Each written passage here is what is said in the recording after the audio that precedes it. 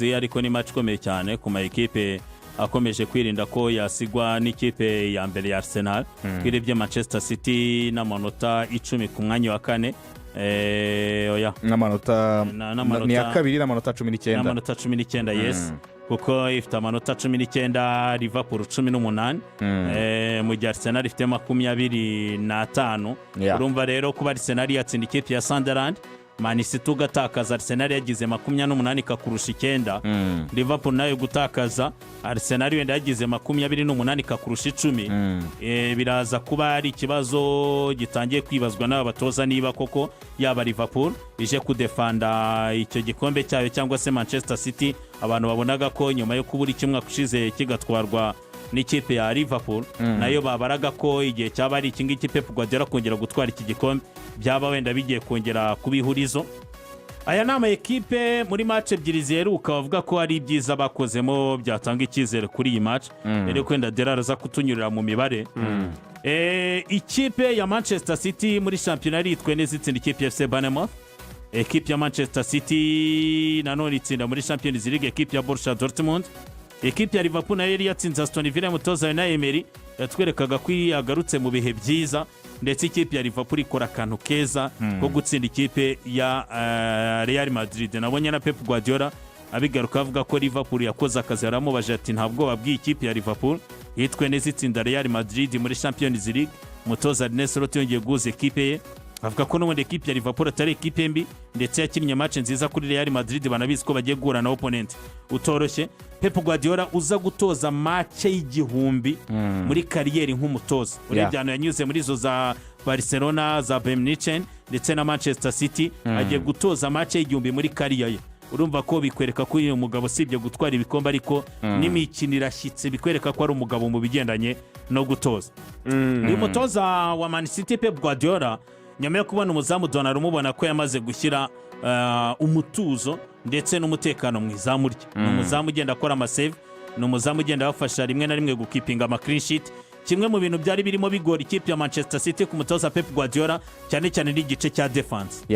Defense havuyemo Manuel Akanji muri sama agerageza kugumana abakinnyi afite nka Stones ndetse na Josko Vardiol utibagiye Nathan Ake ndetse na Ruben Diaz ariko n'abakinnyi agenda turuna bikakwereka ko atarongera kugira navuga ngo partnership ifatika avuga ati wenda mfite Diaz na Stones cyangwa se Diaz na Vardiol bitume ngewe wenda abandi nzajya mbazana bubake kurabo. Icyo kintu Pep Guardiola burya arakigira abantu bazabona turuna effective ye ariko 11 be tuba tubazi bigendanye n'imikinire ya Pep Guardiola. Uyu munsi arazana Vardiol na Stones Jazane Ake na Diaz agenda bituna nko kuri match ya Dortmund yari yazanye Stones na Vardiol bikwereka ko yaragiye ahindura. Afite umusore witwa Abdulkadir Kusanov ataragira ikibazo cy'imvune amuvana muri Lens yari umukinnyi ukina muri Axe yego Abdulkadir ariko kubera ko yari afite ikibazo kuri kabiri nyuma y'igenda rya Kairoka hari abakinnyi agiye agerageza benshi kuri iyo myanya murabyibuka yaba uyu musore Rico Lewis yaba kwazana Mateus Nunes n'abandi bagiye bahanyura bikwereka ko atarabona nimero kabiri yizeye. Abdulkadir Kusanov mbere yo ko Lens muzana no mu mwaka wa mbere mu ikipe ya Lens yari umukinnyi waje akina no kuri kabiri afite iyo polyvalence yakina muri Axe no kuri kabiri. Muri Axe byagiye bimugora murabyibuka bituma na Pep Guardiola mukura mu kibuga akajya aba kuri bench cyane muri iyo pressure kugira ngo ahite asa nkaho abafana bamwanga bamukuraho icyizere naho bwakitera icyizere. Amuzanye kuri kabiri amara gusa nk'ugiye gushinga imizi agenda nyine atanga icyizere ariko itagira ikibazo cy'imvune. Iyo defense yibona gituruna Nicoleri amugerageza kuri gatatu ubona agenda afata forme neza cyane nyuma y'ivunika ryarana ayitinuri. Ubona ko iyo defense ye ni kimwe mu byo Pep Guardiola ari kugenda akoraho. Hagati mu kibuga mu ibura rya Rodri yagiye agira ikibazo cyo kubona uwamusimbura. Pep akabikoreramo amakosa akarinye ekipe itagira umukaseri rimwe rimwe akazana Tijani Rendel hagati kuri nimero 6 ubundi ukabona yakinnye yazanye ekipe yiberemo ba Bernardo Silva n'aba basore ba Foden ukabona nyine yibagiye ko ekipe igomba kugira umuntu wabafasha muri recuperation no gukora block imbere y'iyo defense tubonye ko ifite ikibazo nayo itaramenyerana byatumye bagenda batakaza imikino myinshi. Rero nyuma yaho niko Gonzalez amweretse ko ari umukinnyi cyane cyane noneho wakubakirwaho wakina ya mikinire Pep Guardiola akeneyemo nimero 6 we mwiza, warekipera agasohora baro agatanga izo pasi imbere, ntibisabe ko batijani Reinders na ba Foden cyangwa se ba Bernardo baza kwitwarira baro, kuko hari ikintu Nico Gonzalez yaburaga. Yari umukinnyi wa rekipera ariko akahita ahindukira akajya kureba ba Ruben Diaz, akahindukira akajya kureba abo basore barayana yitinduye cyangwa se Nikoreri, akajya hepfo akajya gushaka Mateus Nunes cyangwa se Rico Lewis cyangwa se Kusanovu bitewe n'uwari. Ariko uyu munsi Pep Guardiola ari kwishimira uburyo ari kubafasha gusohora umupira mu buryo bwihuse. Niba afashe umupira akareba agashaka Shirikahari cyangwa se aba basore Bernardo Silva cyangwa Tijani Reinders, bituma Pep Guardiola nabo bakinnyi be bari imbere biborohera kwita bakoresha aba winga yaba Savinho mwiza cyane mu kwihutisha baro, mwiza cyane mu exploiter ama espace vide bitewe na speed afite, akareba uwitwa Jeremy Doku mwiza cyane mu kuba yaba mwiza one on one akoresheje iyo speed ye n'imbaraga z'umubiri. Mwabonye nk'igitego assist yatanze kwitwa uyu musore Halland muri match ya Dortmund, bamuhaye umupira itayeri minu umuntu umwe ahita agarura V-pass witwa Halland ahita depose. Ibi bintu rero biratuma na Pep Guardiola abasha kwisanisha n'imikinire y'abakinnyi afite ubu ngubu batandukanye nabo yari afite Adelard. Witwa Pep Guardiola yajyaga agira aba bakinnyi bo muri mediane nka ba Ilkay Gundogan, aba basore nka ba Kevin De Bruyne bashobora kumufasha gukiringa match, bashobora guhindura match tempo y'umukino, bashobora gufata initiative ari De Bruyne cyangwa se Ilkay bakabasha gukinisha bagenzi babo ibisubizo bikaboneka. Uyu munsi si bafite nyaba Tijani Reinders n'umutekinisi ariko ntabwo wamugereranya na De Bruyne cyangwa se Ilkay. Nujya kuri Foden uburyo akina muri iriya mediane ni wa mukinnyi ni Mr Everywhere, uramusanga hose akoresheje iyo speed ye, ariko ntabwo ari wa mukinnyi utuza ngo abe yahindura umukino. Bituma rero akoresha uku kwihuta kw'aba bakinnyi be bo mu mpande niyo muntu wa muvuduko wabo no kwita bisanisha na muvoma za rutayizamu wa Erling Brot Haaland. Ibyo rero ari kugerageza kubikoraho abishakamo 11 be beza, ariko akareba uburyo n'ababyaza umusaruro bitewe n'ibyo bafite ubu. Hari ikintu atarafite nako ibyo bafite ubu ntabwo ari ibyo abari bahari bari bafite. Hari ikintu komojeho cy'ingenzi cyane abantu bakeneye kumenya kuri no Man City. Uragize uti birasanga ibisubizo byinshi birimo birangirira kuri Erling Haaland. Abandi barimo baragerageza kumuhereza assist, ariko ugiye kureba nyine Man City muri iki gifite ikibazo cy'abakinnyi benshi batsinda ibitego. Ko Man City imaze gutsinda ibitego 20 muri shampiyona Nepo. Muri ibyo bitego 20, 13 muri byo ni bya Halland wenyine. Ni 65% ku bitego byose Man City ifite iyi sezo. Ndaya nkubwire yuko mu ibindi bitego 7 bisigaye kuri ubundi amaze gutsinda ibitego 13 atanga na assist imwe. Ku bindi bitego 7 bisigaye nta mukinnyi muri Man City urengeje igitego kimwe. Ni ukuvuga Mateus Nunes afite kimwe, contraire bitandukana na byindi twavugaga abakinnyi abagafite. De Bruyne wakora ibitego 10, Mahrez wakora ibitego 10, Raheem Sterling wajya muri iyo mibare, Alvarez wakora iyo mibare. Ariko Nunes afite kimwe, Nikoreri afite kimwe, Foden afite kimwe, Shirika afite kimwe, Tijani Reinders afite kimwe. Ibindi bibiri ni iby'andi ma ekipe bahuye na Man City yagiye yitsinda. Mu yandi magambo Man City isa nkaho muri iki gihe intwari iremereye ni Halland. N'imibare iragaragaza ko muri match ebyiri atatsinzemo igitego. Izo match zombi Man City yarazitakaje.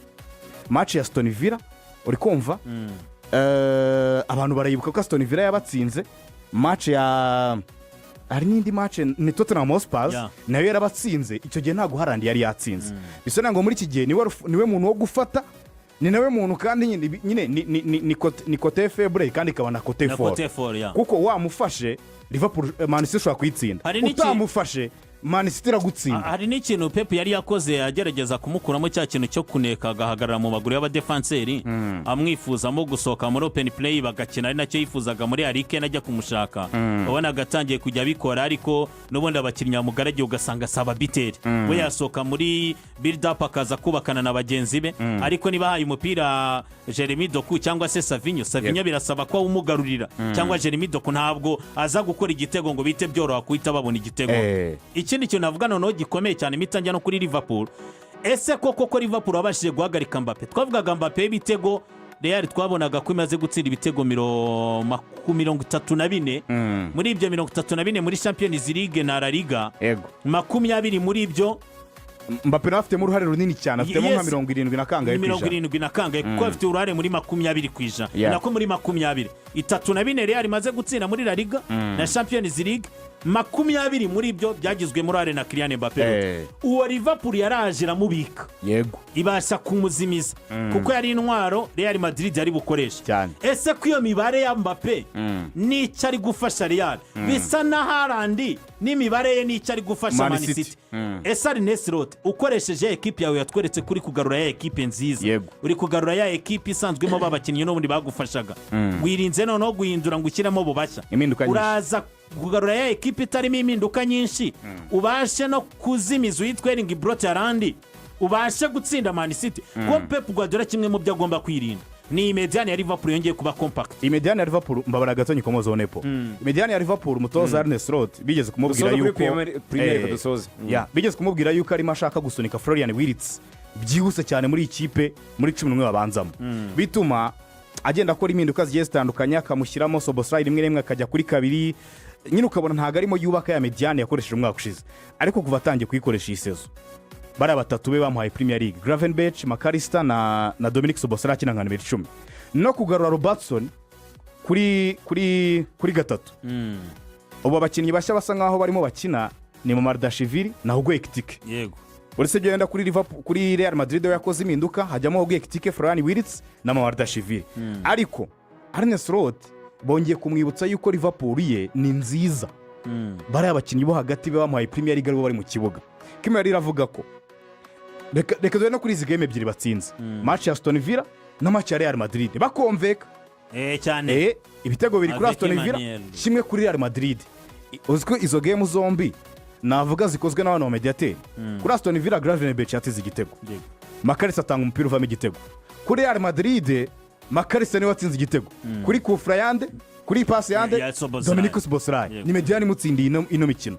Bamubwiye ati rero ibuka ko kuvugeze muri Premier League, kuvugeze muri Liverpool, umaze gukina match 36, ufite mu bantu ba mediateur bawe batatu baguhaye Premier League umwaka ushize. Muri zo match 36 utsinze 26, unganye 3, utsindwa 7 gusa. Ku gutsinda imikino muri Premier League ahagaze ku rwego rwa 72 n'ibice 2. Bano bakinnyi bo hagati ari wari muri mediane. Bamwibutsa ko atabafite mu kibuga, ni match muri match 37 yatsinze 22 gusa, anganya 7, atsindwa 8.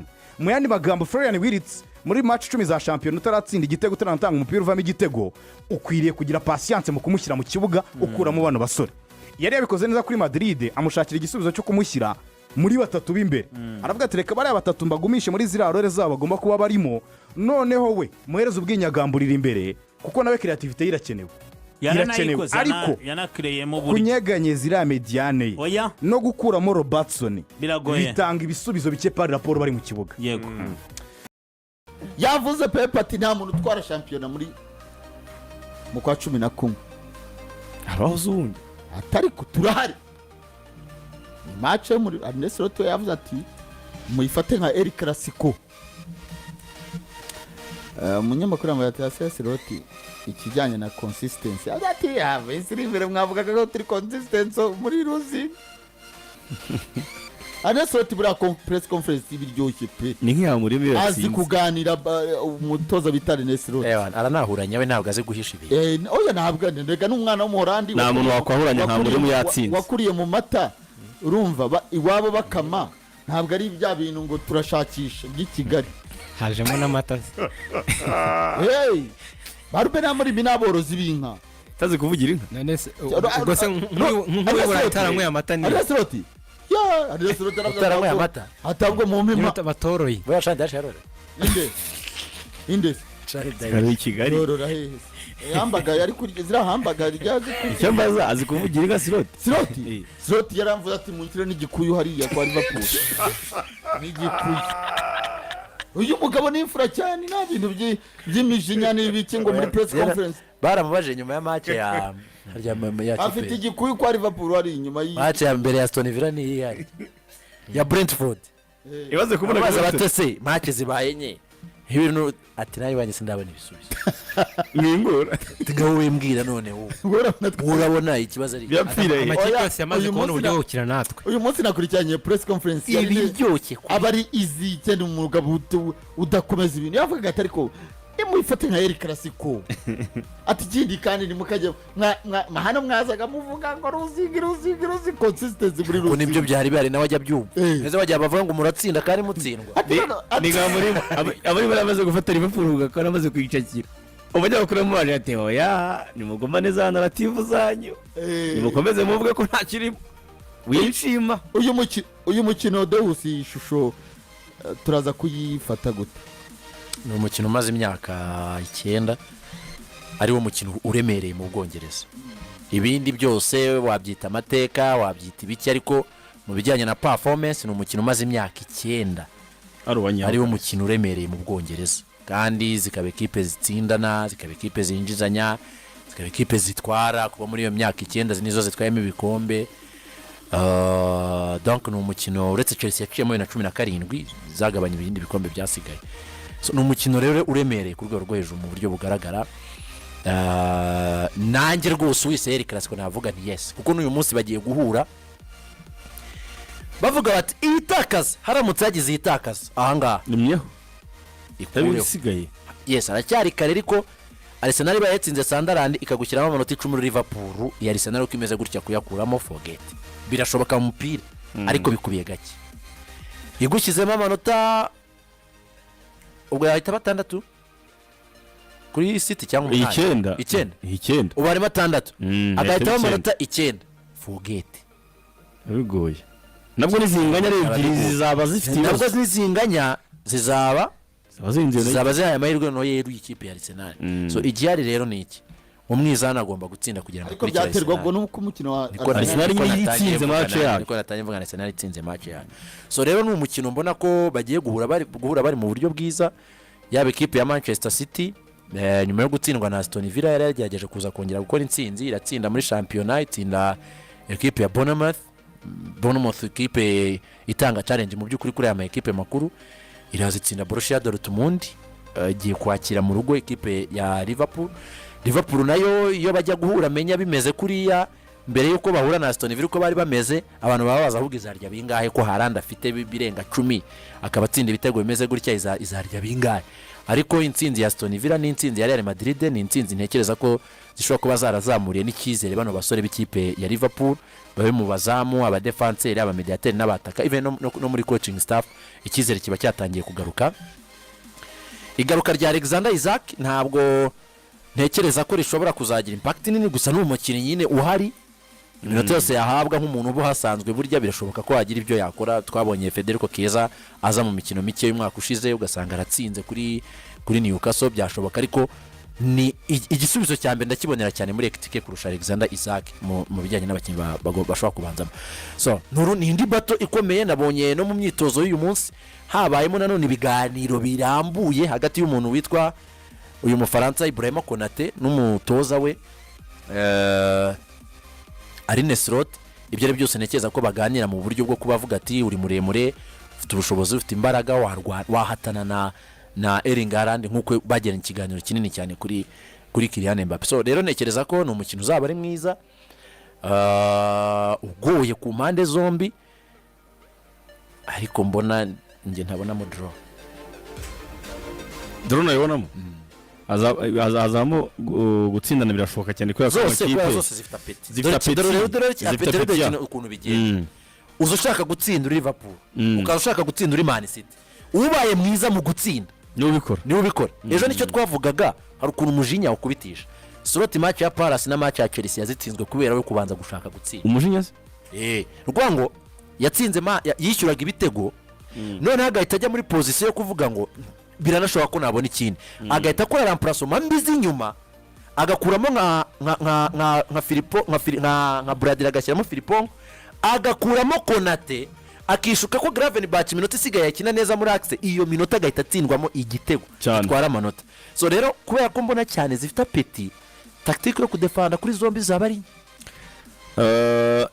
ikintu mbona ko n'umukino gikomeye cyane muri minsi ntwari ikomeye cyane Man City ifite n'umugabo bita Erling Brut Halland ubona ko yemeye kwikorera inshingano za equipe amaze gutsinda igitego kimwe gusa ikipe ya Liverpool kimwe cyonyine gusa uyu munsi ndabona bitandukanye uyu munsi ino juru ni uyu munsi wo gukina iyo uzaboneka niho uzabitsinda kandi uzabirenze kimwe uyu munsi ndamubona nk'umwataka Liverpool idafite ubushobozi bwo guhagarika ari ikintu Deus avuze Liverpool ni defend uko nayibonye defend kwa Real na Aston Villa uko iseze yose itefu defense arega ngenda erega tujye tuvuga current situation ngenda avuga uko nyibonye ikinye match ebyiri ya Aston Villa na match ya Real Madrid no ntabwo akiri equipe ngo hari defender ngo Makarista na Sobizolai nako na Gravenberch na Konate na